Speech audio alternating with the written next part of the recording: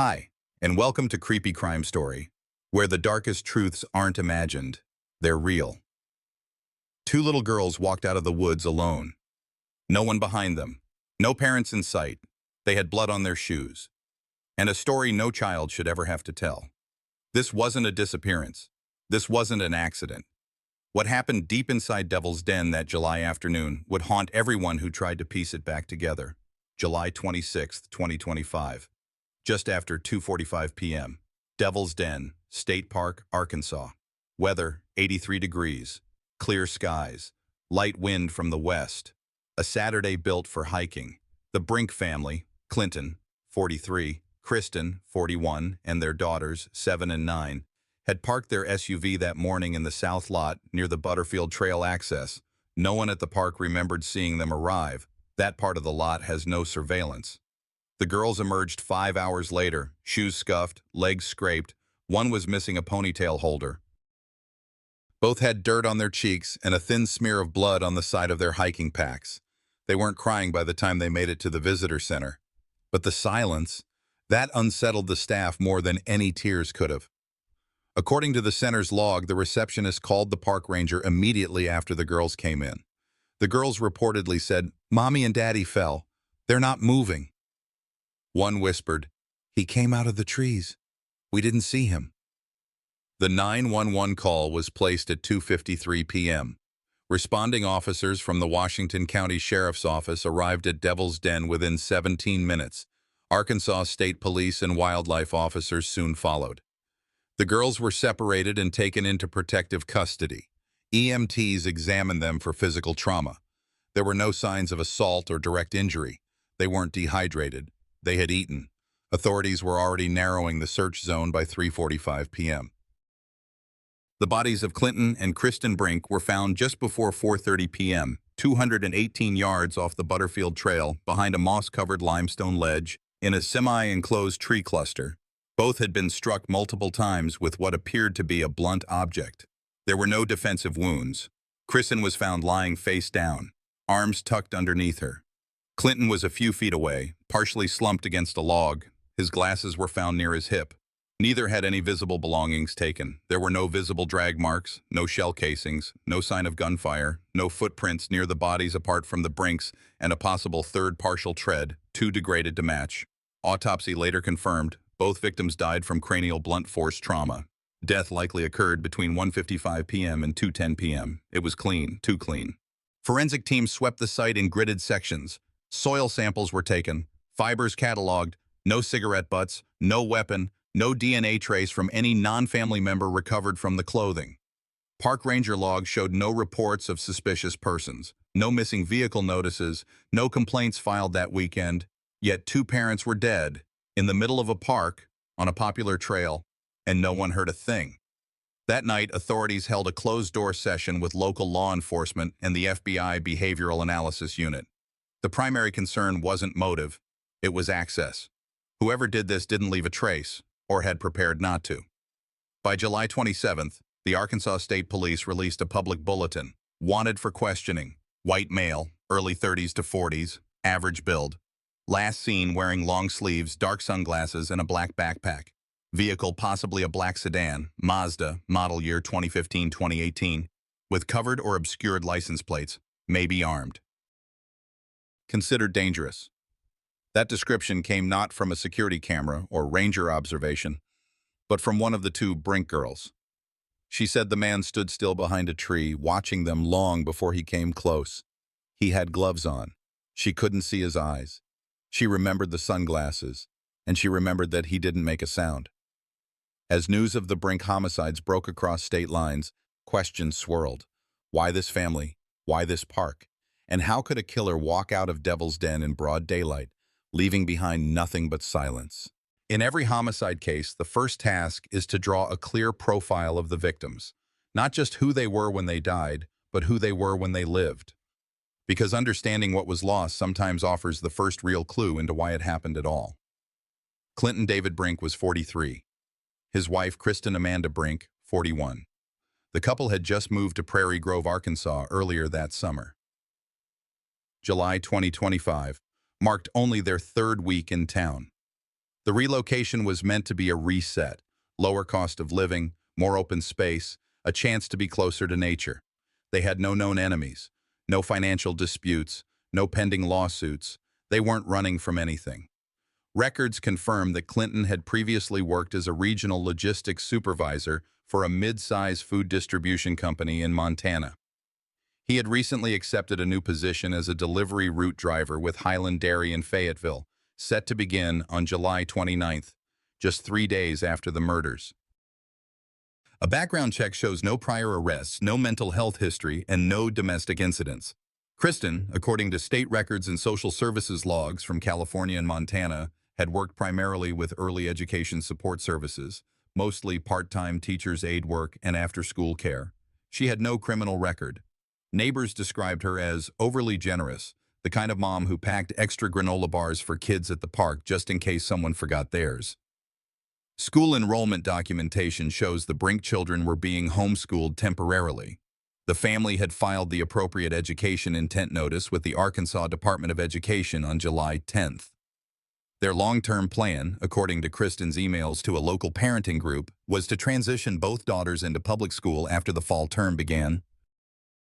There is no indication from any digital correspondence, banking activity, or third-party interviews that the Brinks were engaged in anything resembling high-risk behavior. Their digital footprint was ordinary: school forms, job applications, utility transfers, grocery lists.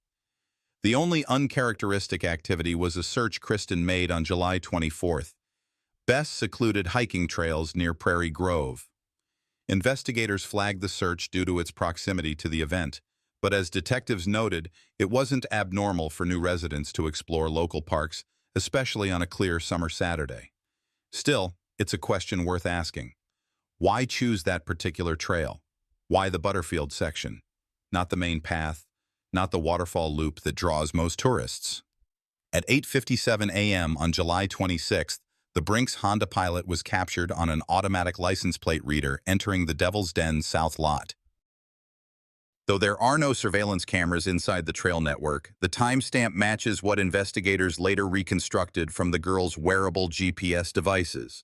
The children's location data, pulled from their smartwatches, confirms the family followed the trail southeast, then veered toward the older, less trafficked segment leading toward Lee Creek. They were about 1.2 miles in when the signal went cold. That dead zone is typical. Devil's Den has large areas without cellular coverage, which is something many hikers accept as part of the experience. But what concerned analysts was the timing.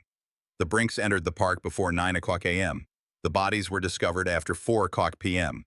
Based on autopsy results, the estimated time of death for both victims was between 1:55 and 2:10 p.m. That left a nearly 5-hour window of movement inside the park before the attack. Only 90 minutes of that could be accounted for based on GPS breadcrumbs. It raised the first of many procedural questions. Where were the Brinks between 9 o'clock a.m. and 1:30 p.m.? And more importantly, did someone else already know they'd be in that area? Local law enforcement reviewed social media for any geotags, check-ins, or recent posts, but the Brinks had no public activity on July 26th. Their last known digital trace was a mobile banking login made by Clinton at 7:42 a.m. before they left home.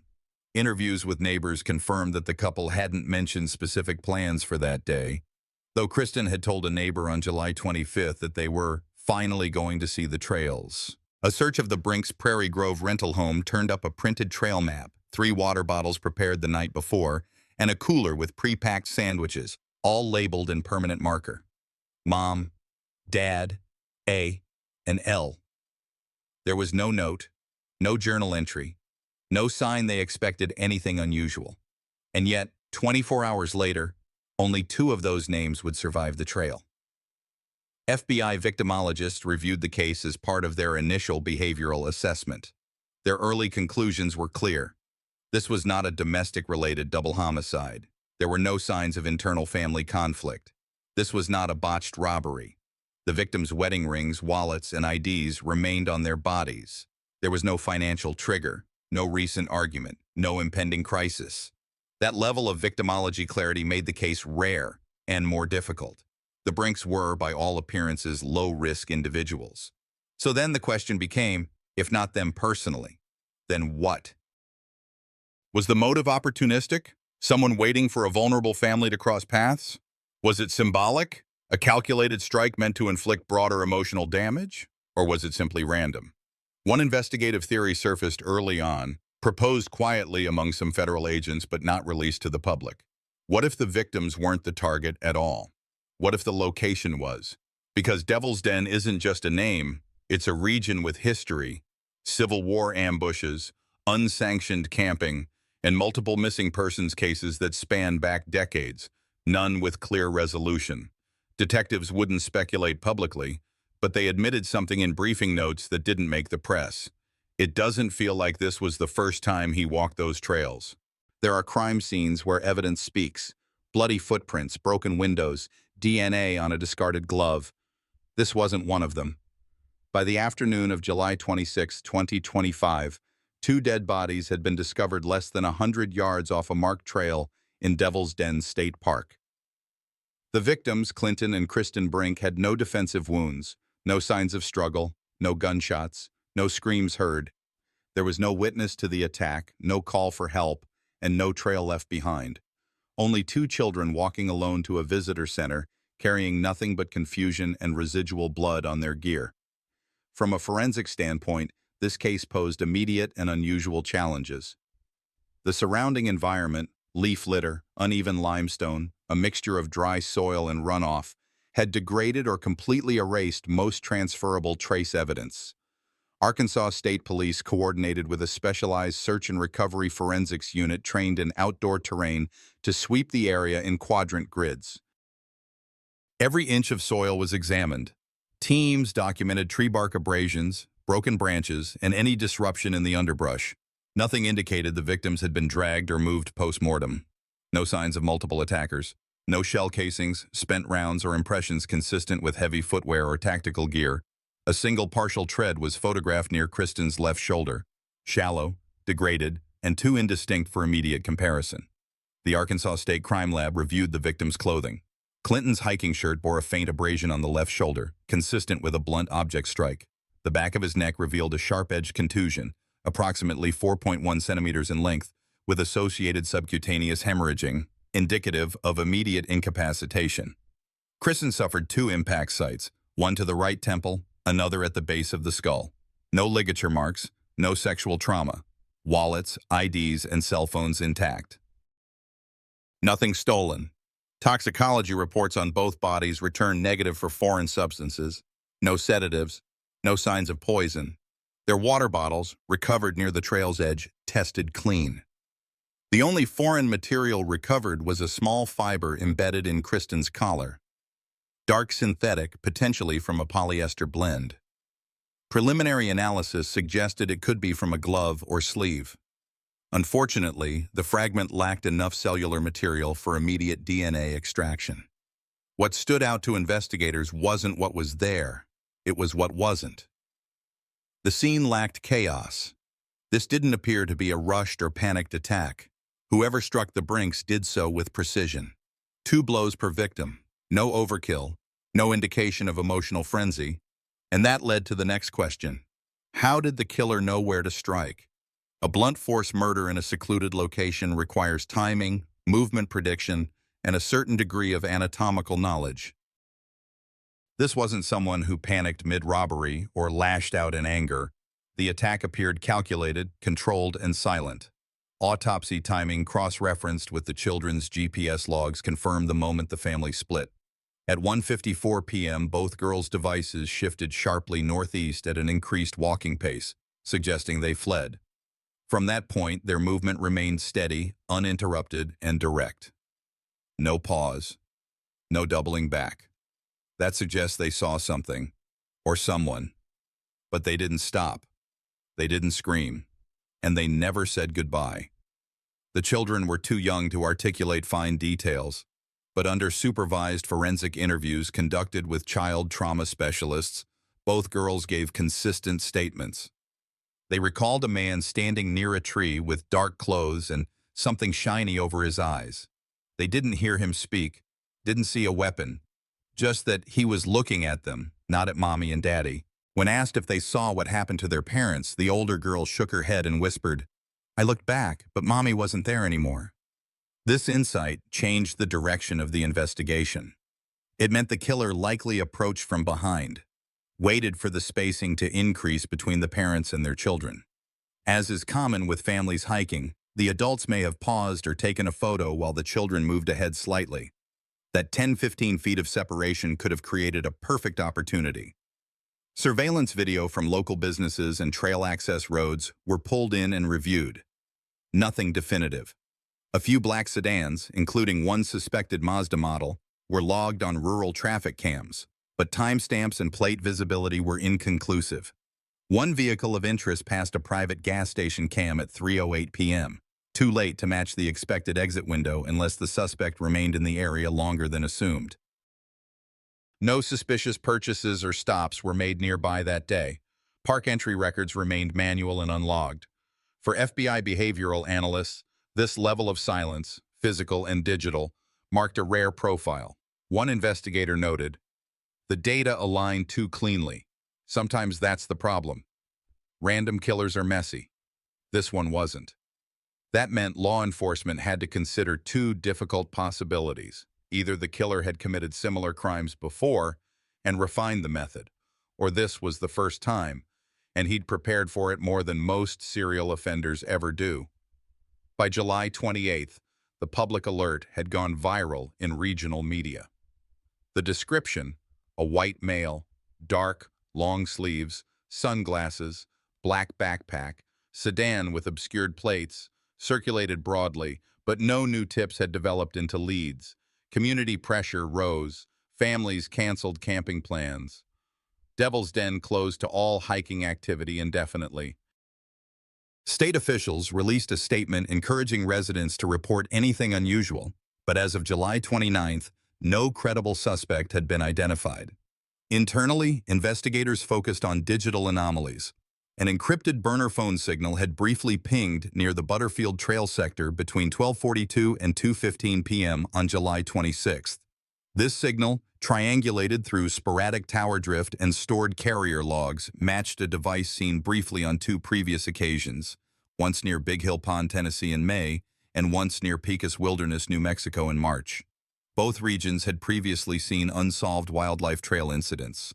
None resulted in confirmed homicides, but the proximity and pattern triggered red flag interest. The problem: no identity tied to the number, no payment trail. The phone had never been used for calls, only periodic location drift and brief signal pings near state parks. If it belonged to the killer, then he was tracking something, or someone. And if that theory held, the Brinks may not have been picked at random. They may have just been next. 3 days into the investigation, on the morning of July 29, 2025, state investigators returned to Devil's Den under a different lens. The crime scene had already been secured and mapped. Now, the search was surgical. Rangers led a forensics team deeper into the trail network surrounding the site where Clinton and Cristen Brink were found. Canvassing was no longer just visual. They were now running ground-penetrating radar, heat mapping from drones, and even deploying cadaver dogs to ensure no trace, no item, no fiber, no print had been overlooked. Behind the scenes, the Arkansas State Police were compiling a behavioral profile with assistance from the FBI. The fact that the attacker left the two girls unharmed added complexity. It pointed to control. This wasn't a panicked crime or a robbery gone wrong. Whoever did this knew how to move through terrain, how to isolate targets, and, most disturbingly, how to kill without hesitation. Digital forensics also began to take center stage. The family's phones had been recovered from Kristen's backpack, found zipped and slung over a branch near the bodies.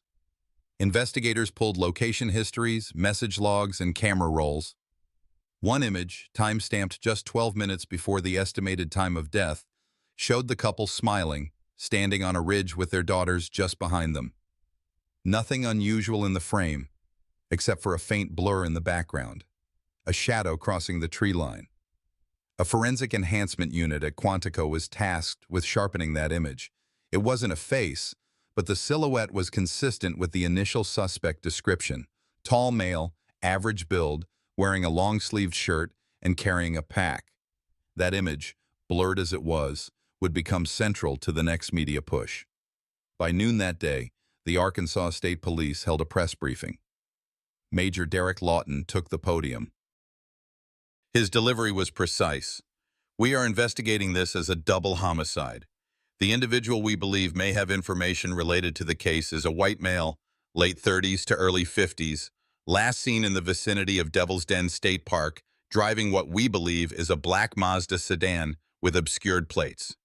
If you hike that area between July 25th and 27th and have photos, videos, dash cam footage, anything, please send it to our tip line." The briefing was broadcast live, and it worked. Within 24 hours, over 360 photo and video submissions arrived from park visitors, some as far back as July 20th. Investigators now face the grueling task of comparing every frame, every passing car, every flicker of movement to the known timeline. Meanwhile, local fear had reached a peak. Park attendance dropped by 87% overnight. Families canceled reservations. A petition began circulating online, demanding the state temporarily close Devil's Den until a suspect was captured. At the same time, news outlets began digging into Clinton and Cristen's background. No criminal history, no known enemies. The couple had moved from Montana just 5 months earlier. Clinton had worked remotely in IT. Cristen was homeschooling the girls and had recently joined a local hiking group. That last detail sparked renewed interest from investigators. If the suspect had familiarity with the trail systems, if he had seen the family before, had he been stalking them? Detectives began interviewing members of the hiking community. Several remembered seeing Clinton and Cristen on shorter walks earlier in July. One woman, who asked not to be named, recalled seeing a man alone, always alone, just sitting at the same overlook bench, never talked to anyone, just sat and watched. That bench was less than 400 feet from the site of the murders. By late evening, the case shifted again. The FBI officially designated the suspect as armed and highly dangerous. For the first time, they also began preparing to expand the investigation across state lines in case the attacker had already fled Arkansas. There was no physical evidence recovered yet that tied any one person to the scene. No weapon, no DNA, no clear print. But the trail of shadows was becoming narrower, and with each new hour, the clock was working against them. By the morning of July 28, 2025, 2 full days had passed since Clinton and Cristen Brink were killed at Devil's Den State Park. Local headlines were saturated with warnings, speculation, and pressure. Law enforcement had issued a composite sketch of the suspected individual based on vague statements from the Brink daughters, but the lack of a name or confirmed license plate number left the case floating without an anchor. Behind the scenes, investigators knew time was working against them. A new lead emerged not from a forensic lab, but from a routine request. The Arkansas State Police's Criminal Investigation Division submitted a formal query to the Arkansas Department of Transportation for traffic camera footage, specifically highway-facing ALPR, automated license plate recognition, data from the access roads surrounding the park. Investigators weren't looking for a name. They were looking for a pattern, a black sedan, possibly a Mazda, traveling alone, possibly in or out of Devil's Den between 10 a.m. and 4 p.m. on the day of the murders. Cross-referencing traffic flow patterns against their own suspect timeline, analysts isolated 6 vehicles that matched the physical description. 4 were ruled out quickly, registered to local residents, confirmed alibis, matching legitimate time-stamped entries and exits. But one vehicle stood out. A black Mazda 6 sedan with temporary tags, visible in a blurry westbound shot at 10:14 a.m., then again heading east at 3:47 p.m. The temporary plate had been purposefully obscured by dark plastic sheeting, a detail that matched the daughter's account. There was no immediate match in the DMV registry. Investigators believed the tag was either recently expired or fraudulent. But one detail mattered more. The vehicle passed a fuel station 2 miles from the park entrance just before noon. And that gas station had cameras, 4 exterior, 2 interior. By mid-afternoon on July 28th, a plainclothes detective retrieved the full surveillance dump. Reviewing footage was tedious. There were over 30 cars in the lot that day. The timestamp helped. At 11:38 a.m., a black sedan pulled into view. The front bumper was scraped. The driver exited briefly. Male, white, approximately mid-40s, thin build, long-sleeve shirt, dark sunglasses. He kept his head down the entire time, never entering the store. He filled the tank, wiped the pump handle with a cloth, then re-entered the vehicle. The car pulled out of frame by 11:42 a.m. A second camera angle from the northwest corner of the roof captured something else. His reflection, barely visible, but undeniable, a glint of something metallic on the man's right wrist. Detectives couldn't confirm whether it was a watch or a medical alert bracelet, but it stood out. Combined with the vehicle description and the intentional concealment of the license plate, it was enough for law enforcement to label this man a critical person of interest. On July 29th, the footage was quietly shared with the FBI's Behavioral Analysis Unit for rapid threat assessment.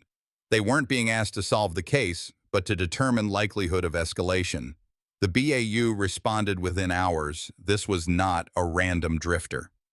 The suspect had likely planned the route, concealed his identity, and chosen a remote trailhead with limited surveillance. It bore the hallmarks of a targeted act disguised as opportunistic violence. Investigators didn't yet know if the Brink family was specifically selected or simply convenient. But the presence of two children spared from harm was another detail they couldn't ignore. Someone had made a decision at the scene, and that decision suggested control, not frenzy.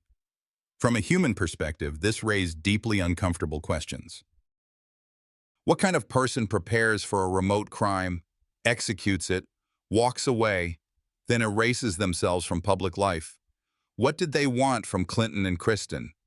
And what did they mean to leave behind?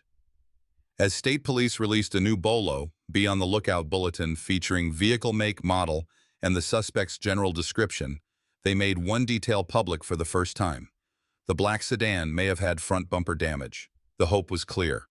Someone, an auto shop, a neighbor, a former friend, might recognize the car.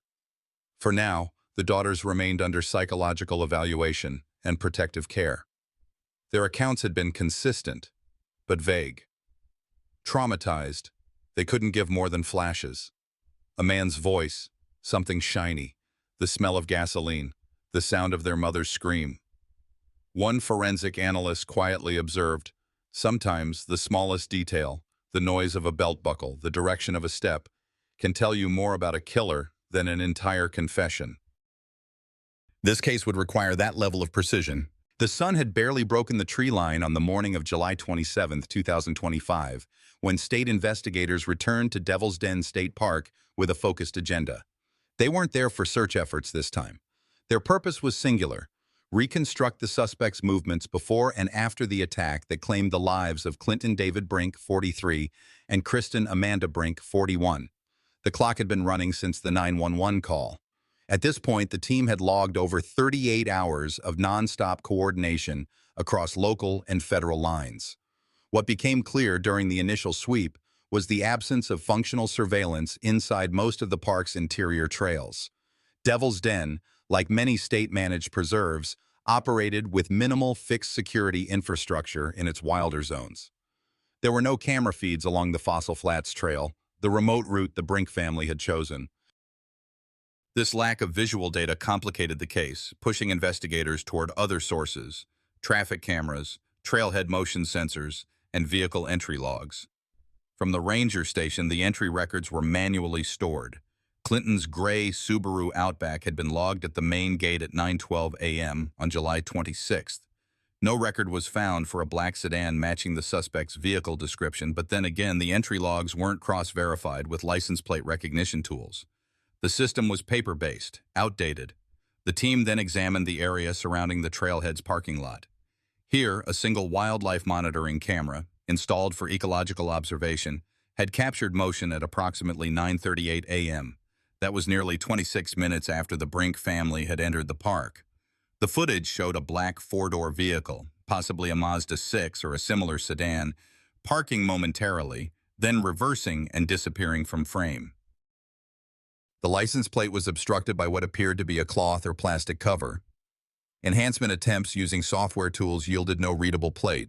However, the timestamp placed the vehicle's presence within a 45-minute window of the estimated time of the attack. While not definitive, this was enough to escalate the vehicle's status to primary vehicle of interest. Elsewhere, a fuel station located 12 miles northeast of Devil's Den yielded better results. On July 26th, at 8:21 a.m., a black sedan pulled up at pump number 3. The driver, a white male, medium build, baseball cap, and dark sunglasses, was seen purchasing $27.84 worth of fuel with cash. Importantly, he never entered the store, avoiding the indoor camera feed that would have offered a frontal angle. His interaction with the pump, however, was caught on a wide-angle exterior camera. Digital analysts noted two key factors. The black vehicle's side mirror design and taillight curve strongly resembled a Mazda 6 model year range 2014 to 2018. The driver's gait, visible briefly as he stepped out, suggested a limp or uneven stride, possibly favoring the left leg. At the same time, FBI agents reviewed recent reports of similar vehicles being spotted at trailheads in Missouri and eastern Oklahoma. One tip came from a retired military ranger who reported a man matching that exact description camping illegally near Ouachita National Forest 3 weeks earlier. He had been confrontational when approached. Investigators cross-checked hotel records, camping permits, and short-term rentals in northwest Arkansas issued in the past month. Nothing matched. No credit card, no license, no registered name connected to that description. He was invisible on paper. Meanwhile, the forensic unit completed trace analysis on Clinton and Cristen's clothing. Soil residue found on Clinton's jeans included high amounts of copper oxide and magnetite, not consistent with the trail area but matching geological profiles near abandoned mines located 8 miles west of the park boundary. This led authorities to believe the suspect might be hiding or familiar with off-grid sites near the state line. A drone team was immediately dispatched. While canvassing resumed near those sites, 2 state troopers returned to re-interview the Brinks' surviving daughters. This time, the focus wasn't on trauma recollection, it was on behavior. Did the man speak? Did he drop anything? Did he say a name? The younger girl recalled one line. He said, "Keep walking. I'm not here for you." That statement, chilling in its clarity, confirmed what investigators had begun to suspect. The killer didn't panic, he had a purpose. He knew who his targets were, and he was in control the entire time. Devil's Den State Park, Arkansas, July 28 to 29, 2025.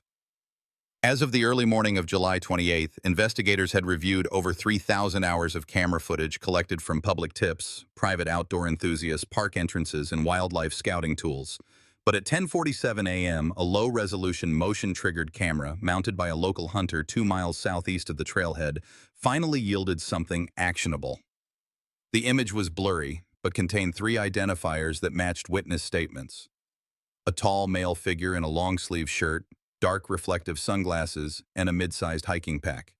Most notably, behind him was a black vehicle, later matched to the silhouette of a Mazda 6 sedan.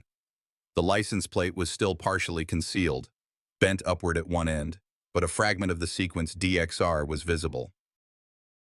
This camera had captured the image the morning of July 26th, timestamped just before 9 o'clock a.m., less than 2 hours before the Brink children screamed for help at the ranger station. This image did not show a face, but it was enough to redirect the flow of the investigation away from speculation and into measurable pursuit. Agents from the Arkansas State Police and FBI's Behavioral Analysis Unit began cross-referencing DMV records tied to that vehicle make and partial plate. Within 6 hours, over 900 vehicles registered in surrounding counties were identified as matching the description.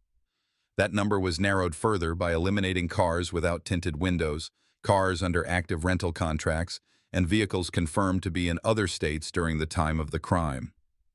Meanwhile, a forensic team returned to the trailhead zone and began re-evaluating the site perimeter, searching not just for the killer's path of approach, but his likely point of exit.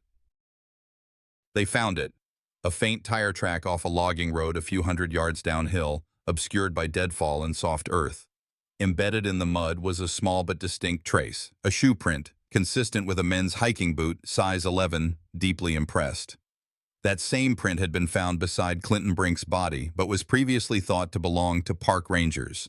With the trail's exit route and direction confirmed, a wider drone-assisted sweep followed.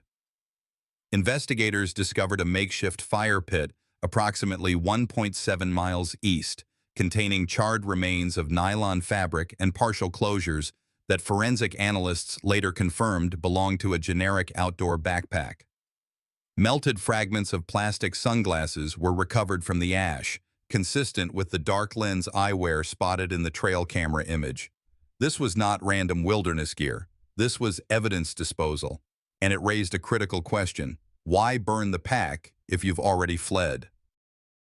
What was in it that had to be destroyed that quickly, that early? By now, the timeline of the crime was narrowing fast. Clinton and Cristen Brink were confirmed to have entered the trail at 8:08 a.m. via a ranger's login sheet, signed in their own handwriting. The two girls had been seen roughly 10 minutes later by another hiker who passed them as the family paused at a scenic overlook. The next credible timestamp was the 9:52 a.m. emergency call made by a hiker who had been flagged down by the children, traumatized, barefoot, and covered in pine debris. This left a deadly window of just over 90 minutes. In parallel, FBI analysts dug into digital forensics. They subpoenaed data from cell towers within a 5-mile radius of Devil's Den and identified 273 active devices during that 90-minute window. One in particular pinged 3 separate towers in a V-shaped pattern, consistent with someone entering from the north access point and exiting via the southeast logging road. That phone had since gone dark. No activity, no ping, no data, since 1:03 p.m. on July 26th. A burner, likely prepaid, likely ditched, but its IMEI number, a unique identifier tied to the device itself, was logged. The team cross-referenced that IMEI with any devices that had ever connected to Wi-Fi networks or public access points in the last 6 months. One match emerged, a public library in Fayetteville. Surveillance footage from that building 3 weeks prior showed a white male in his 30s or 40s, lean build, cap pulled low, using the self-checkout kiosk for a laptop session that lasted 11 minutes. The man did not check out books. He did not enter with any visible bag. He paid for no prints. He left abruptly, but not before looking directly at the overhead security camera. There it was, the face. Though it remained unidentified, facial recognition software returned 2 potential matches tied to prior misdemeanor arrests, trespassing and vandalism. But neither had confirmed residential records within Arkansas. Still, the name most closely associated with those records was flagged. Dylan R. Heskell, 39, last known address in Oklahoma. Law enforcement could not move on him yet. No confirmed identity, no murder weapon, no DNA, no warrant. But they had a direction, and the name now sat high on the task force's whiteboard. By the dawn of July 29, 2025, exactly 3 days had passed since the brutal double homicide of Clinton and Cristen Brink inside Devil's Den State Park. The case had left investigators with a narrow window of physical evidence, no identified suspect, and 2 traumatized children as the only direct witnesses. But the trail hadn't gone completely cold, just painfully incomplete. Following the initial forensic sweep, authorities prioritized one detail: the description provided by the elder daughter. A white male, tall, wearing sunglasses, long sleeves despite the heat, a black backpack slung over one shoulder. He'd passed them earlier on the trail but said nothing. His sedan, believed to be a black Mazda with no visible plates, was later spotted by a local hiker exiting a service road near the West Ridge trailhead. The hiker remembered the vehicle only because it appeared out of place, silent, slow, and gone before anyone could follow. That tip led to a painstaking review of every traffic cam within a 20-mile radius. Arkansas State Police worked in tandem with the FBI's VICAP unit using partial surveillance footage to reconstruct the vehicle's path. A blurry image near Highway 74 showed a sedan matching the description, but the license plate was intentionally covered. Investigators flagged all recent purchases of black Mazda sedans from private sales in 3 bordering states, Missouri, Oklahoma, and Texas, but no registered leads emerged. The vehicle, like its driver, had vanished. The most significant lead came not from the woods, but from a public library 40 miles away in Fayetteville. There, a man loosely fitting the suspect's build was captured on indoor security cameras just days before the attack using a public access computer for 36 minutes. He left no traceable login credentials, but forensics later confirmed the machine was used to search hiking trail layouts of Devil's Den and nearby exits.